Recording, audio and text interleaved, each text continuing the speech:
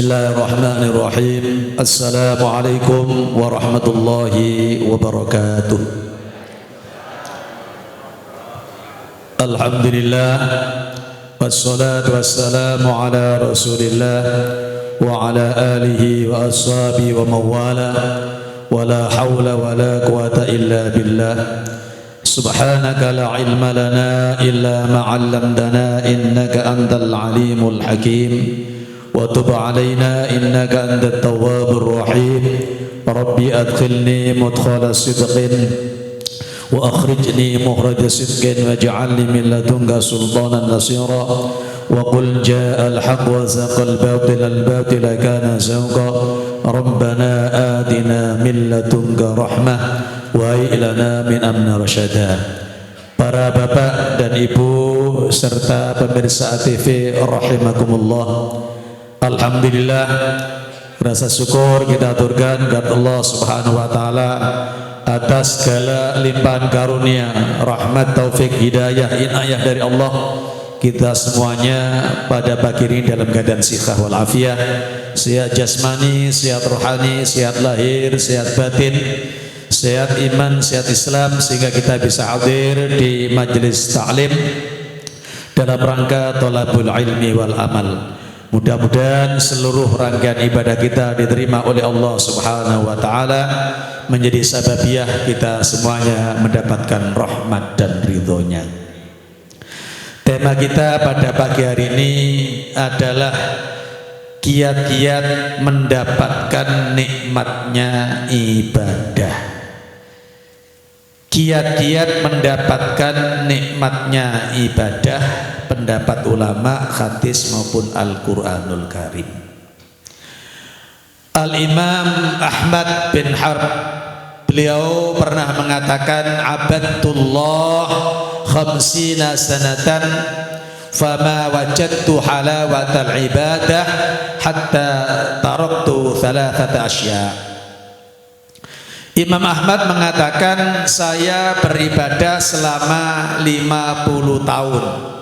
Ini bukan Imam Ahmad bin Hanbal, tapi Imam Ahmad bin Harb. Saya melaksanakan ibadah selama 50 tahun. Abadtullah, saya beribadah kepada Allah khamsina sanatan, 50 tahun. Fama wajadtu halawatal ibadah, saya tidak menemukan manisnya ibadah. Dadilah ibadah itu rumangsa abot. Kalau ibadah itu rumangsa soro, rumangsa wegah, gak nikmat blas. Kadang-kadang sing nglakoni ibadah, masih melakukan ibadah sudah merasa sangat capek. Apalagi setelah melaksanakan ibadah bertambah capek. Jadi ternyata ibadah itu menambah capek, gak menambah nikmat. Tetapi setelah berpikir, Imam Ahmad bin Harb ini mengatakan, selama saya ibadah 50 tahun tidak menemukan nikmatnya ibadah, hatta taraktu thalathata asya, sehingga aku tinggalkan 3 perkara. Sehingga meninggalkan 3 perkara termasuk konsep mendapatkan nikmatnya ibadah. Panjenengan terus pundi nek mari ngaji ini kesel apa tenang awake? Alhamdulillah, berarti bisa oleh nikmat ibadah. Oh, kadang-kadang mari ngaji kau wasal golek senden ndelojorno sikil pundake pewegel rasane kaya dientepi watu, gak karu-karuan.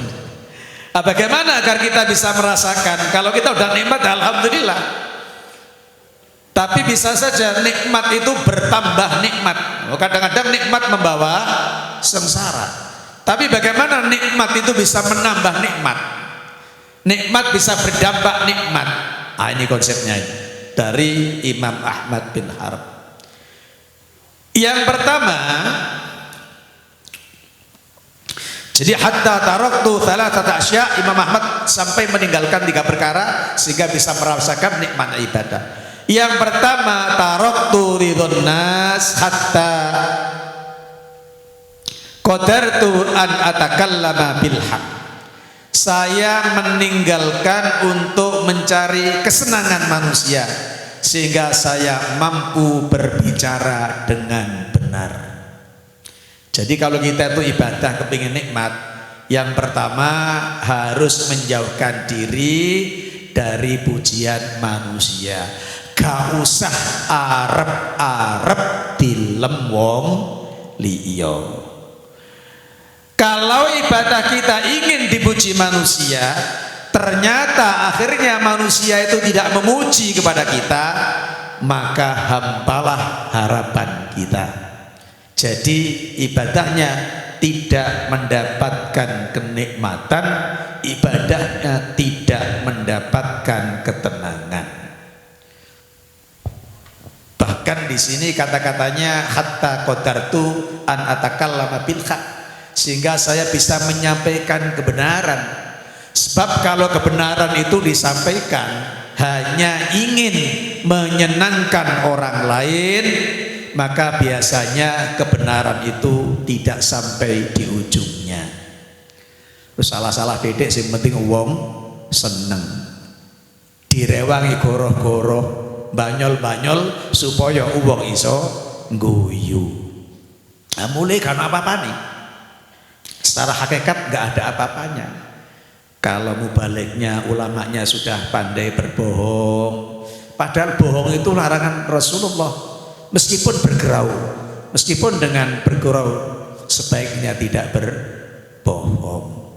Makanya yang pertama supaya kita itu bisa merasakan nikmatnya ibadah, tinggalkan mencari ridho manusia, beribadahlah semata-mata untuk mencari ridhonya Allah Subhanahu wa ta'ala. Itu kunci yang pertama. Selama kita ikhlas ibadah untuk mencari ridhonya Allah, insya Allah kita akan mendapatkan ketenangan dan bisa berbicara dan melakukan ibadah dengan baik dan dengan benar. Itu pertama penting, mencari ridhonya Allah, bukan mencari ridho manusia. Soalnya menungso ini kadang lepas seneng, ya seneng muji. Tapi lepas keting masih api-api dianggap elek, baik-baik dianggap jelek. Soalnya terlanjur tidak senang. Ya podo ae. Sampeyan duwe jago capres, cawapres, gak seneng karo wong liya. Sing liya apik dianggap elek, digoleki ya keeleane sampai ketemu seperti itu. Nah, dalam forum ini saya mengajak untuk tidak menjelek-jelekan orang lain, termasuk tidak menjelek-jelekan calon presiden, tapi ungkapkan kebaikan-kebaikan visi misi calon presiden kita. Ngoten niku. Sing apik ae ayo dipadha disebarno, sing elek gak usah disebarno. Sebab menyebarkan keburukan sama dengan menyebarkan dosa. Yang kedua, supaya kita mendapatkan nikmatnya ibadah, pengalaman Imam Ahmad mengatakan taraktu halawatad dunya hatta wajadtu halawatal akhirah. Saya tinggalkan kenikmatan duniawi sehingga saya temukan kenikmatan akhirat. Mencari dunia, senang pada harta benda, itu termasuk kenikmatan duniawi ya. Tapi kalau sudah senang memberi, senang infak, senang berbagi, ini merubah dari halawatat dunia menjadi halawatal akhirah. Umumnya wong seneng dunya, punya materi banyak senang, punya jabatan senang, punya pangkat senang. Tapi bagaimana menggeser pangkat jabatan, menggeser dunia, harta benda yang kita miliki untuk kepentingan akhirat. Kalau sudah bisa digeser kepentingan dunia, nikmatnya dunia kepada kepentingan akhirat, maka dia menjadi seorang pemimpin, mulai ke Pak Camat, Bupati, Wali Kota, maka jabatannya itu untuk kepentingan rakyat, untuk kemanfaatan masyarakat banyak.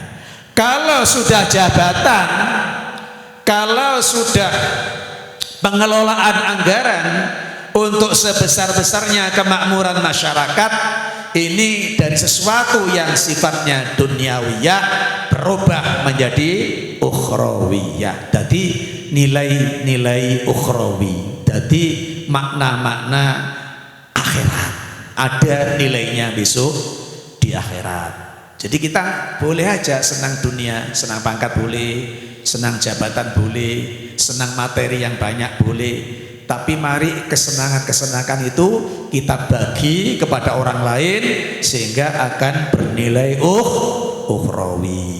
Ini bisa. Jadi namanya ini menggerakkan kesenangan dunia untuk mendapatkan kesenangan akhirat. Duh, nek kadung bagi, kadung sudah terlanjur kita memberikan orang lain, maka senangan dunia itu tidak ada apa-apanya. Makanya kiai saya sering bilang, tidak kalah orang yang merasakan nikmatnya ibadah dengan orang yang merasakan nikmatnya maksiat kepada Allah Subhanahu wa ta'ala. Kalau maksiat ini nikmat yang akan membawa sengsara, tetapi kalau ibadah itu nikmat yang akan membawa kenikmatan. Ya kadang-kadang merasa sengsara, bisa juga orang ibadah itu dianggap sengsara. Ketika dia melaksanakan ibadah dianggap sebagai beban, maka ibadah itu akan sengsara. Tetapi kalau ibadah itu dianggap sebagai kebutuhan, maka dia akan menikmati pelaksanaan ibadah itu. Kemudian yang ketiga, wa taraktu suhbatal fasikin hatta wajadtu suhbatas sholihin. Saya tinggalkan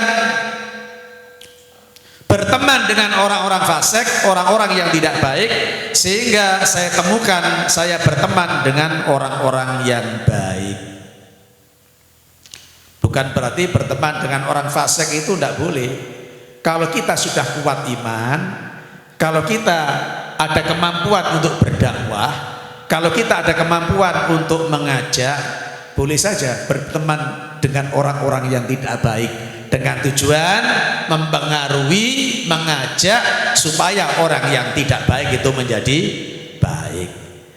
Tapi kalau kita tidak mempunyai kompetensi, tidak memiliki kemampuan untuk mengajak, untuk mempengaruhi orang-orang yang tidak baik, maka jangan sekali-kali kita berteman dengan orang yang tidak baik. Marak no ruwet, marak no sumpah.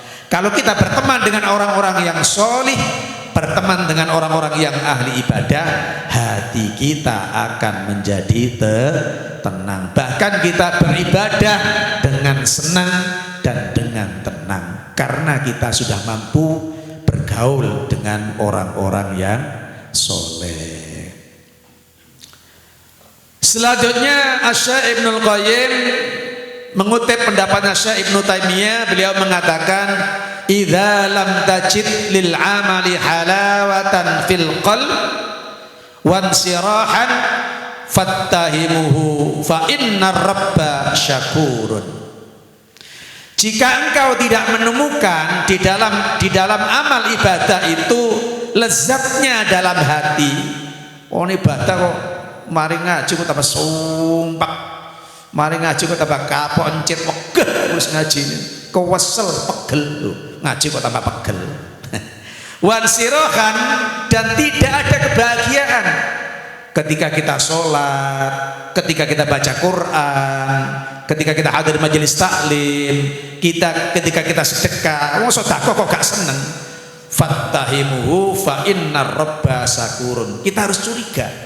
Kalau ada orang amal soleh, sholat gak seneng, poso gak seneng, zakat memberi gak seneng, membaca kalimat-kalimat tiba gak seneng, kita harus curiga. Karena Allah itu zat yang maha menerima atau zat yang maha bersyukur atas ibadah yang dilakukan oleh seseorang. Artinya ibadah kita, kebaikan kita pasti dibalas oleh Allah Subhanahu wa ta'ala dengan kebaikan. Loh ono wong apik kok nggak ngefek api. Lah ini masih perlu curiga, apakah kebaikan yang kita lakukan itu tulus? Apakah kebaikan yang kita lakukan itu ikhlas? Apakah kebaikan yang kita lakukan itu ada dasar-dasar kebaikannya? Apa itu perlu curiga. Beliau menjelaskan yakni annahu la budda ayyusibal amila ala amali fid dunya min halawatin yajiduha fi qalbi wa quwwatin syirahin wa qurrati ainin. Ya. Kata Syekh Ibnu Qayyim, beliau mengatakan ya harus orang yang beramal ya di dunia itu akan merasakan, akan menemukan dampak positif, kemanisan, kesenangan dalam melakukan amalnya itu. Di dalam hatinya mesti wong amal itu menjadi tenang kalau amalnya baik. Lah ono wong ngamal kok marini susah, kok wedi ae, mesti amali gak apik. Contoh nih maling. Mari nyolong peduk polisi wedi, padahal polisi ini gak kate nangkep. Kalau amal tidak baik, dampaknya ke dalam hati mesti susah. Kalau amal baik pasti akan berdampak kepada kesenangan, kepada ketenangan. Makanya beliau mengatakan la budda ayyuthibal amila ala amali fid dunya min halawatin yajidwa fi qalbi. Jadi harus orang yang beramal itu pastilah akan menemukan kenikmatan, kemanisan dari amalnya yang akan dirasakan di dalam hatinya. Wa quwwatin sirahin, ya, dan kuatnya kebahagiaan, menemukan kebahagiaan yang luar biasa dari berkah amal. Mari ngaji ini sewenang, awak enteng, awak tenang, kayak mantun sembahyang itu lho. Jenengan nek durung salat kan gak puenak rasane kaya apa. Nah, kula niku gak ada janji ten derek-derek ziarah wali. Durung mulai mantu sampai duwe putu, urung dilaksanakan rasane ngabet. Bareng winginane dilaksanakan Semarang kok enteng, gak duwe beban. Ya. Jadi kadang-kadang memang ibadah itu kalau belum bisa kita laksanakan jadi beban.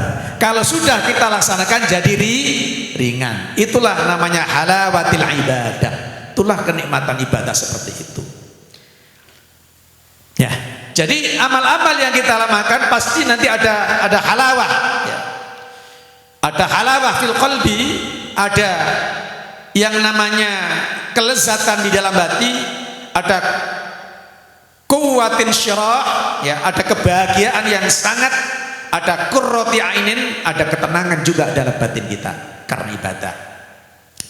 Fa haitsu lam yajid dzalik fa amaluhu madkhulun.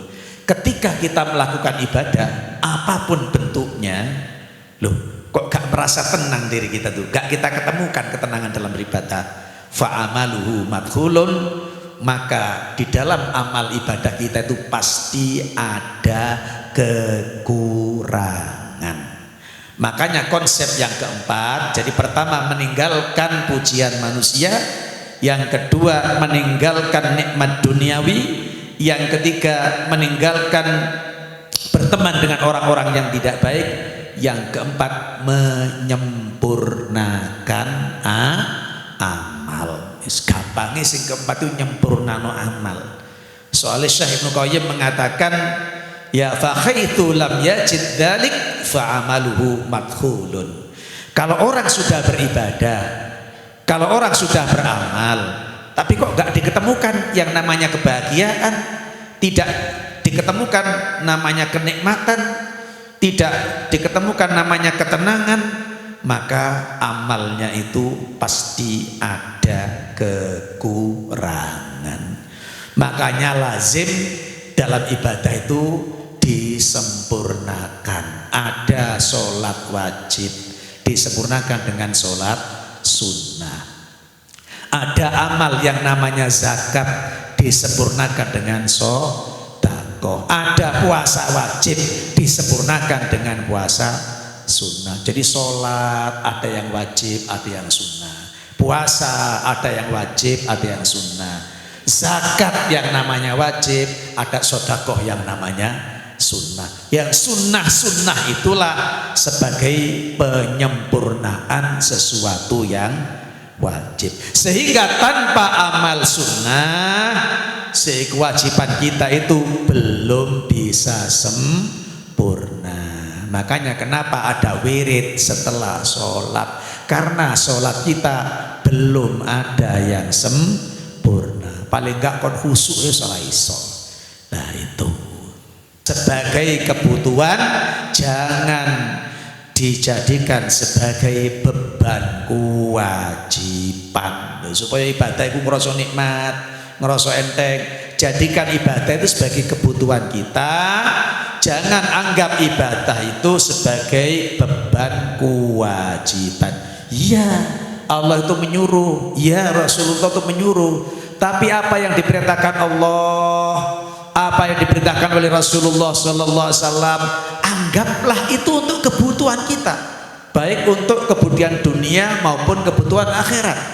Kita zakat, kita sedekah, karena kita sebagai makhluk sosial nggak mungkin tidak berhubungan dengan orang lain. Nah, bagaimana kita berhubungan dengan orang lain, bisa menyenangkan orang lain, antara lain dengan zakat dan sedekah, antara lain dengan akhlak yang baik. Nah, jadi yang kelima, jadikan ibadah sebagai kebutuhan, bukan beban, kewajiban. Nah, ibadah dia beban, wah wis abot, lakoni abot, pas lakoni kesel, mari ngelakoni tambah remek, tambah kesel. Tapi lah ibadah itu kebutuhan, kita masih optimis. Oh, mari ki lho, aku alhamdulillah barokah ngaji itu saya jadi tenang, rezeki kita lancar. Apalagi besok di akhirat itu pahalanya itu banyak, tolabul ilmu itu kayak wong haji. Malah semangat ibadah itu. Berikutnya baginda Rasulullah Muhammad sallallahu alaihi wasallam bersabda dalam sebuah hadis yang diriwayatkan oleh Imam Muslim, "Salatun man kunna fihi wajada bihinna halawatal iman." Ada 3 perkara, barang siapa ya, yang 3 perkara itu ada pada dirinya, maka dia akan menikmati, akan merasakan nikmatnya iman. Ya, jadi iman dengan ibadah itu tipis. Ibadah itu perwujudan dari iman. Iman dengan ibadah itu nggak bisa dipisahkan. Amanu wa amilus sholihat, namanya ayat muqaranah. Wong percaya tok nang Gusti Allah tapi nggak amal soleh, ya padha karo goro. Wong amal soleh tapi nggak percaya karo Gusti Allah, ya gak diterima amal soleh karo Gusti Allah. Sebab sing kate trimo, sing kate balas itu Gusti Allah. Seperti itu. Jadi ada 3 perkara, apabila seorang ya 3 perkara itu ada pada diri seorang, maka dia akan merasakan nikmatnya iman. Yang pertama, man kana Allah wa rasuluhu ahabba ilaihi mimma siwahuma. Barang siapa yang Allah dan Rasulnya lebih dicintai dari selain Allah dan Rasulnya, maka dia akan menemukan apa yang dinamakan nikmatnya iman. Ya, contohnya kita dalam keadaan berdagang, masih buka toko, kemudian terdengar suara adzan. Kira-kira pangeran iki disemayani apa langsung perintah dilakoni? Nggih macam-macam. Ono sing disemayani, ono sing dilakoni. Sing paling repot semoyo yo ora, moro yo ora, alias jegideg. Ini repot ini. Dipanggil ya gak moro, sik dilungkas waktune sik ono ya ora. Bas gak ngefek panggilan Gusti Allah. Wis alamat orang yang seperti ini wis sembayangmu ya wis gak patek tenang. Ya itu tadi. Jadi ibadah itu rumangsa keterpaksaan. Oh ibadah itu terpaksa. Soalnya wedinan rokok. Sik mending lek gelem lakoni. Ini enggak. Jadi kalau kita itu ingin merasakan nikmatnya iman, nikmatnya ibadah, ya Allah dan Rasul itu kita jadikan sebagai prioritas. Apa yang diperintahkan kita lakukan, apa yang dilarang kita tinggalkan. Yang kedua, wa ayyuhibbal mar'a la yuhibbuhu illa lillah. Apabila kita mencintai seseorang, tidak mencintai kecuali mencintai karena Allah. Wah ini gue sampai nyanyian luwes ono, tapi orang ngefek. Ya kan orang nyanyian niku. Karena Allah niku. Nah, kula nggih mboten nyanyi, mboten saged nyanyi.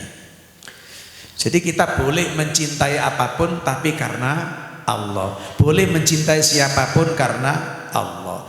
Artinya dalam saling mencintai, apakah mencintai manusia atau mencintai benda, mencintai uang, mencintai pangkat, mencintai jabatan, jangan melanggar aturan-aturan Allah. Itu maknanya nggak mencintai karena Allah, tetap mengikuti aturan. Ya. Nah, kalau orang yang mengikuti syariat, mengikuti aturan agama, itu berarti orang yang mencintai karena Allah. Ada orang cinta itu kadang-kadang karena materi, ada orang mencintai kadang-kadang karena wujud bentuk tubuh, ada mencintai kadang-kadang karena ada pangkat dan jabatan, macam-macam. Padahal cinta itu seharusnya karena Allah. Jadi berangkat dari lubuk hati yang paling dalam. Ya meskipun ada peribahasa tresno jalaran songko kulino, ya harus kita kulinakno, kita biasakan mencintai sesuatu karena Allah. Apa sih sampean kok luwengket lagi nandi-nandi lek ngaji mbek aku, lek salat jamaah mbek aku, lek nang kumpulan-kumpulan mbek aku. Ya bagus, itu namanya mencintai karena Allah. Sama kepentingannya dalam rangka takarrub, pendekatan diri kepada Allah Subhanahu wa taala. Jadi bergaulnya untuk kepentingan amal soleh. Yang ketiga, wa ayyakraha ayyauda fil kufri ba'da an anqadahu Allahu minhu kama yakrahu ayyuqdafa finnar. Jika kita kembali benci kepada kekufuran setelah diselamatkan oleh Allah Subhanahu wa taala, sebagaimana kita benci untuk dilempar ke api neraka. Ya, jadi kita jangan sampai kufur. Apakah itu kufur dalam arti tidak percaya dengan adanya Tuhan, atau kufur nikmat, mengingkari kenikmatan-kenikmatan yang diberikan oleh Allah Subhanahu wa taala? Jangan. Ya. Jadi banyaknya orang tidak bahagia itu antara lain disebabkan karena kufur nikmat, rumongso, jadi merasa belum diberi apa-apa oleh Allah Subhanahu wa taala. Padahal sudah diberikan banyak. Sudah diberi sehat, matanya sehat, penciumannya, hidungnya sehat, telinganya sehat, tangan kakinya sehat, tapi perasaannya belum diberi apa-apa. Itu membuat orang tidak bahagia. Sekedar sehari tidak makan, padahal tidak makan sehari itu tidak menyebabkan mati, tapi merasa tidak diberi apa-apa oleh Allah Subhanahu. Nah itulah yang menyebabkan kita tidak bahagia. Diberi kekurangan sedikit, ya, penghasilan kita agak menyusut, atau bahan pokok agak mahal, kita jadi susah. Pun gampang susahan. Lek coro Jawa sing elek katro. Didik susah, kagetan. Gak usah kagetan. Sekarang harga gula berapa? Waduh 17.000. Nggak usah susah. Selama panjenengan punya uang, kemudian gula itu ada, nggak perlu susah. Asing susah lek kate itu gula nyen gak duwe dhuwit lah, kepengin legi ya. Masane kepengin legi. Jadi kalau gula itu mahal, ya, kita nggak punya uang, nggak usah minum manis-manis, kita nggak akan mati minum manis. Bahkan kalau orang diabetes nggak baik minum manis, sudah disyukuri saja. Minum air putih lebih segar daripada minum air manis yang harga gulanya 17. Disyukuri saja. Babah wis regane 30.000 50.000 babah wis. Sing penting aku ndek dhuwit gulane ana. Lah kok gak duwe dhuwit, ya gak usah ngombe banyu legi. Ngombe banyu putih ku malah asli. Ngombe banyu udan iku malah seger. Ngombe banyu gula, lek wis gulane tinggi malah marano penyakit. Wis ngoten mawon. Positif thinking, berpikir positif. Engko lombok larang, ya ora usah nyambel sing pedes-pedes sitok ae lomboke. Lek perlu ya wis gak usah. Jangan lombok, jangan asem ae, golek blimbing wuluh sing ndek buritane ana. Utawa pencit, lek pencit murah sing gondal gandul ndek kanan kirine omah iku dipetik. Put sing ngono ae sing dinikmati niku. Mungkin awake dhewe gak susah. Jadi sebabnya urip gak nikmat atau ibadah gak nikmat itu karena kita ingkar kepada kenikmatan Allah Subhanahu wa taala. Jadi sudah banyak diberi kenikmatan tapi perasaan kita belum diberi apa-apa. apa. Itu bikin yang kita tidak nikmat. Kemudian hadis juga yang diriwayatkan oleh Imam Muslim dari Ibnu Abbas bin Abdul Muthalib anna Rasulullah sallallahu alaihi wasallam yaqul dzaqa ta'mal iman, akan atau merasakan nikmatnya iman man radhiya billahi rabba, satu orang yang ridho Allah sebagai Tuhannya. Nah ini hadis sokeh-sokeh nih rawi ini Muslim kabeh. Jadi orang yang merasakan nikmatnya iman waktu ibadah itu ayam ngene ayam siji ridho oleh Allah itu sebagai pengerane ya, dengan 99 asmanya, berarti sifatnya juga. Jadi diperintah Allah itu jabar, bisa memaksa orang. Lah kok kita diperintah tidak berangkat, iku jenenge yo gak ridho karo Gusti Allah. Wae dhewe diparingi sugih kok bingung ngurusi donya, gak kok berngaji, gak kok bersolat, iku jenenge yo gak ridho karo Gusti Allah. Dikai kurang-kurang titik, tapi ya si ono sing dipangan, omahe gak bocor, sepeda meskipun tahun 70 sik duwe, sik gak mlaku, wah sik rumangsa kurang, iku gak pati ridho karo Gusti. Nah, jadi konsekuensinya ridho kepada Allah itu ya nerima ibadah, apapun yang diberikan oleh Allah Subhanahu wa taala pada kita ridho, ikhlas, gak nyalah pangeran, gak ada apa ya hati yang galau, hati yang marah terhadap ketentuan Allah Subhanahu wa taala. Yang kedua, orang akan merasakan kenikmatannya wabil islami dinan, ya, ikhlas beragama Islam dan menjalankan rukun-rukun Islam. Wah, lek wong wis salat itu ikhlas. Buktinya apa? Aku lek niat mesti lillahi taala kok. Tapi sahabat ayo dah meniki supaya sembahyang udan kok di benjeni, padahal udan itu rahmati Gusti Allah. Katanya sembahyang kok nyalana udan. Lah iki jenenge apa ta ikhlas udan ya payungan beres, mantelan beres. Lah lek udan angin ya salat di omah ya gak apa-apa. Jangan begitu. Nah, jangan sampai nyala-nyalakan kenikmatan yang lain. Jadi ridho kepada Islam termasuk ridho dalam melaksanakan rukun Islam. Ya sakmene aku rugi haji wingenan niku. Di PP ono ning Musdalifah iku sampai jam 11. Wis dhuwitku entek 54 juta. Ternyata ndek kono mek kepanasan. Oh, ya iki alamat di sini. Lho ibadah gak gruntel jenenge iki gak rido nglakoni agama Islam. Gak bahagia ngono. Gak iso merasakan nikmatnya ibadah orang seperti itu. Yang ketiga wabi Muhammadin Rasulullah, dan ridho terhadap Muhammad sebagai utusan Allah Subhanahu wa taala. Bagaimana wujudnya ridho terhadap Rasulullah? Nah, uswah hasanahnya itu kita lakukan. Jadi kita contoh kebaikan-kebaikan dari baginda Rasulullah Muhammad sallallahu alaihi wasallam.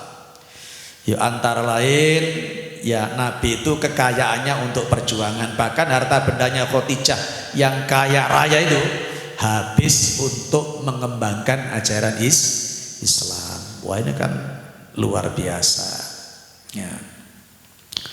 Kemudian berikutnya lakukanlah ibadah sebagai bentuk syukur kepada Allah Subhanahu wa taala, supaya ngerasa nikmati iman itu lakukanlah ibadah sebagai bentuk syukur pada Allah. Satu ketika Rasulullah SAW ditanya oleh sahabat Mughirah bin Syu'bah, ya Rasul, panjenengan ini kan sudah dijamin surga oleh Allah Subhanahu wa taala. Loh kenapa kok sampai melaksanakan sholat sunat kaki sampai bengkak itu? Jenengan kalau sholat malam kok sampai kaki bengkak itu ngapain seperti itu? Kanjeng Nabi menjawab, afala aku nu'abdan syakuro, bukankah aku senang kalau saya menjadi hamba yang bersyukur. Jadi sholat di Kanjeng Nabi itu bentuk rasa syukur kepada Allah Subhanahu wa taala yang sudah dijamin ya surganya oleh Allah Subhanahu wa taala. Masih awake dhewe niki mboten dijamin swargane, tapi kan dijamin kebahagiaan. Tapi insyaallah lek wajibane dilakoni ya dijamin swargane kali Allah Subhanahu wa ta'ala. Kanjeng Nabi kabeh umat dimasukna surga kok. Kullu ummati yadkhulunal jannah illa man aba. Semua umat Islam akan dimasukkan surga oleh Allah Subhanahu wa taala kecuali yang tidak mau. Yang tidak mau itu siapa? Ya man ata'ani ta'alal jannah wa man aswani faqad aba. Ya orang yang ingkar terhadap perintah-perintah Rasulullah Sallallahu Alaihi Wasallam. Terakhir yang nomor 7, supaya nomor 8 lah ya, ada nomor 8, nomor 7, supaya kita merasakan ya nomor 8 nikmatnya beribadah, nikmatnya iman, kita banyak melaksanakan, berlatih dengan banyak melaksanakan sholat sunnah. Rasulullah pernah bersabda, "Hubbiba ilayya minad dunyan nisa." Saya itu ya ditakdirkan oleh Allah untuk mencintai dunia, mencintai perempuan. Waktu saya senang terhadap wangi-wangian, tapi waju'ilat qurratu aini fis shalah. Tetapi hal yang paling membuat saya tenang adalah ketika saya penyembah kepada Allah Subhanahu wa taala.